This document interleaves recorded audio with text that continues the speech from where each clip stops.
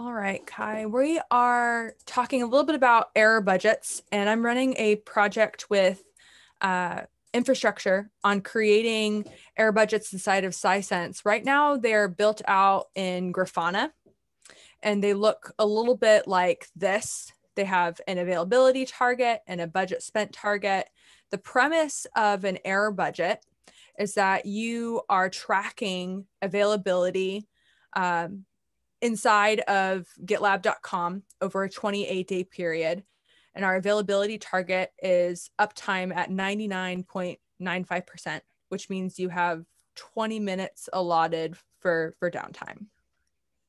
Okay. We're evaluating two different options for viewing your budget at a stage level. The first option is you get to see your availability percentage and the minutes remaining that you have in that 28-day period, the minutes spent, and the percentage of your budget that's remaining in that 28-day period. Or you have the option just to view the availability and your minutes remaining. What are your thoughts? Where's your head at? I have lots of questions about how it gets measured, but I don't think that's the point of this. So I guess I'm defer to that. I feel like minutes remaining is fine, but I don't know what I would do with that information. Got it. So we will have a formal AMA to kind of walk through, like, how do you know what causes these degradations, or what causes your budget to go down, and how can you engage with infrastructure or your engineering team to identify the root causes of those degradations or downtime. Because I think that that's going to be the most useful, like actionable piece of information for a product manager to be like, okay, I need to schedule these infra dev issues that are tied to this downtime blip or these minutes spent, for example. But minutes remaining, you said, would be the metric that would be fine. I mean, it seems useful enough. Like the percentage doesn't really matter, I guess.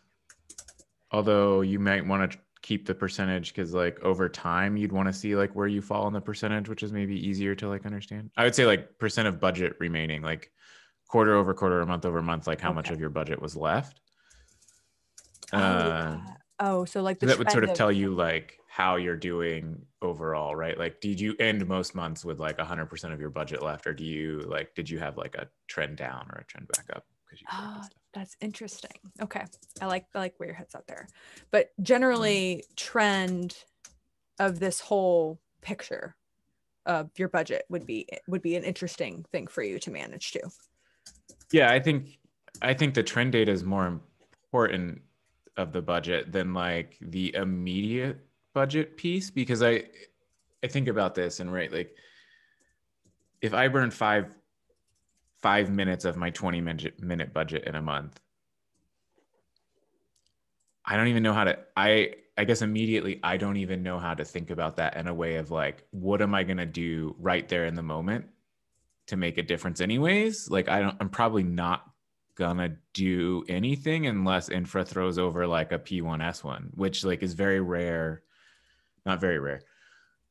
We as a group see lots of infra dev issues. We very rarely see like P1 S1 issues. And so like, I'm probably not going to drop anything. So I'm probably not going to care unless they tell me to care. And then otherwise we'll just handle it in the normal like planning cycles, which is why like over time is more important.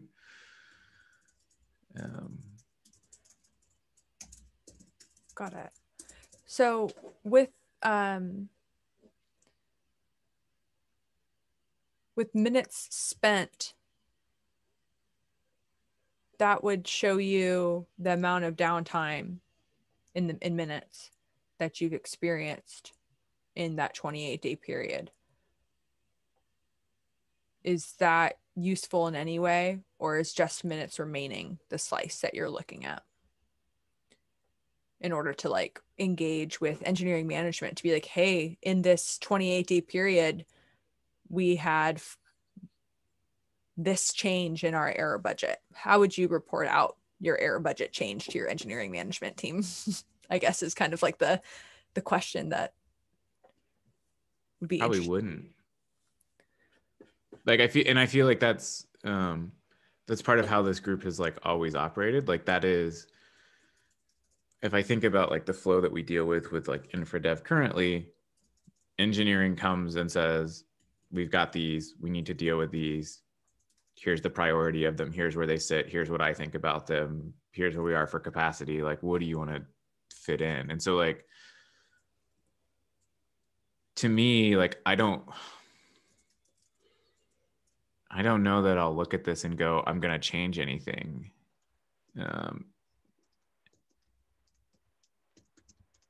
In a way that like,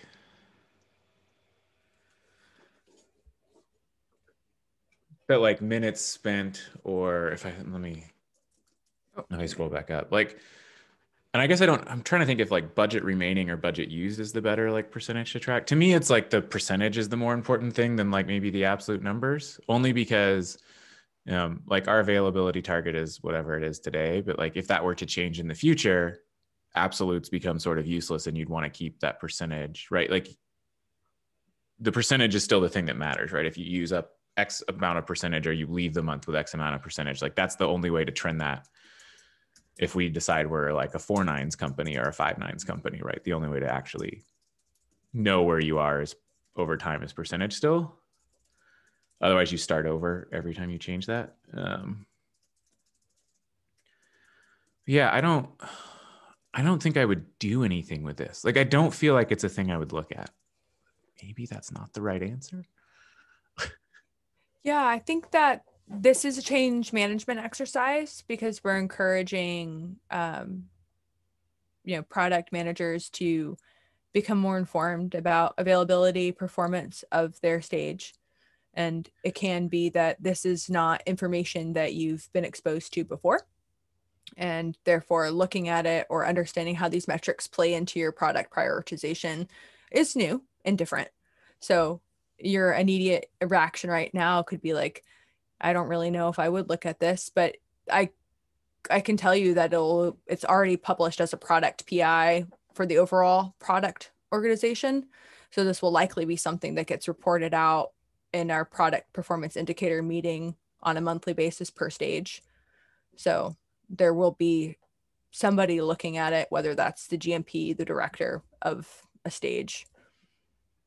Yeah, I just don't know if I want to look at it and try and make decisions. Like, I feel like that's why I have engineers and engineering managers. They're like subject matter experts on this, because my experience with infra dev issues is they are typically fairly technical and complex. They're not related to like problems we're solving. And so like, I don't know that I'm the target audience. Like, I want my engineering manager to know this and then come to me and say, hey, we've got a thing going on. But like, I don't want to have to be going to them and saying, hey, there's a thing going on. And that is how we operate today. Like, this solely, all of our infra dev stuff solely sits in engineering, and they ask for the capacity, and we figure out how to like fit things in that need to fit in. But I think code review and like source code historically have dealt with and more timely closed more infra dev issues than like any other group. And so that's why like I feel like that system's working. And so shifting like a burden to the PM doesn't feel. I don't think that the flow has to change. I think this is just another way to encourage the dialogue between product managers and their engineering counterparts around availability, performance, and infra dev issues, especially if the product managers don't have cloud or SaaS management experience. These kinds of tools allow them to navigate those conversations a little bit easier because they have something to point to and be like, oh, this is how much availability that we're trending toward. At least that's the intent of it. Yeah, I mean, I guess I get that. I just don't think that should be like, I guess my reactions is like, this would be useful for like knowing this thing. I would be not the one that would look. I would just tell my engineering manager, here's a dashboard, keep an eye on it. Like, I'm not ever going to look at this again. And I don't feel like it's something I would go and look at. It's probably not even something I would go and look at in planning either to see where those are. I would look at the infra dev issues and where they are in priority, because that's sort of the framework that exists. So like, I guess I don't see myself ever looking at this data once it's set. Okay. Once it becomes a thing. Got it. That's good feedback on that front. So to recap, availability percentage and budget remaining percentage, if you were to look at this, would be more useful for your perspective, because if the absolute targets of minute remaining or minutes spent were to change, that would shift the overall reporting over time. Yeah, I think either like budget remaining or budget used as a percent, whichever way you want to frame that, because same thing. You just have to like think about how you frame it. But that would be the most useful, and because that would allow you to look at it over time. Like if I were to look at it, I think I would care about it on a trend line and not an anomalous month. Like an anomalous month doesn't mean anything to me, I guess, is sort of like how I would think about that. I imagine if as a group something was identified that was causing us to go to like use all 20 minutes and it was our issue, it would probably already be a P1S1, and therefore we would have been escalated to, and we would already be reacting to that. Versus if we burn a minute or two, I probably would not, it would just be a blip, and I don't think we would immediately react to it. So like it's not important, I guess, is what I'm at that point. The trend is what's important.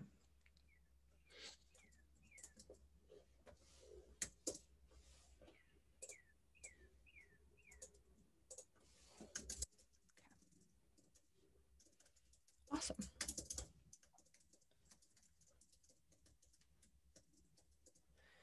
In this case, would more metrics or information be less useful or more useful for you? More metrics, I guess it depends on what they are. Like in option 1, we have 4 different ways of viewing your budget versus just availability versus minutes remaining. If you had more information on this dashboard, do you feel like, how would that make you feel? I think is my question.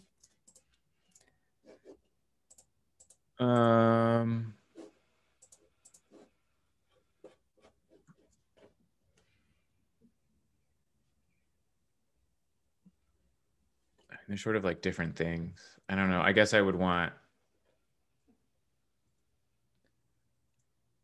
less information overall. Like I think all I care about is like in January you used X% of your budget, in February you used X% of your budget, and like you could math what that actually was if you really wanted to. But like really those are probably the only things I care about, is like budget was this and here's where you were on that line every month.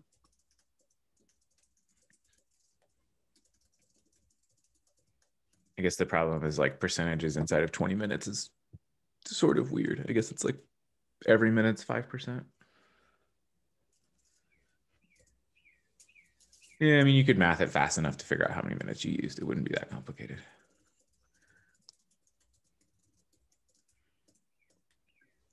Okay, that's super helpful. Anything else? No. Awesome. Well, thank you so much for sharing your feedback and taking some time with me on this. It's been no problem. Very helpful for me. Thank you. Good. Well, best of luck in the project. Oh yeah, you bet. Thank you. We'll talk soon. Bye. Bye.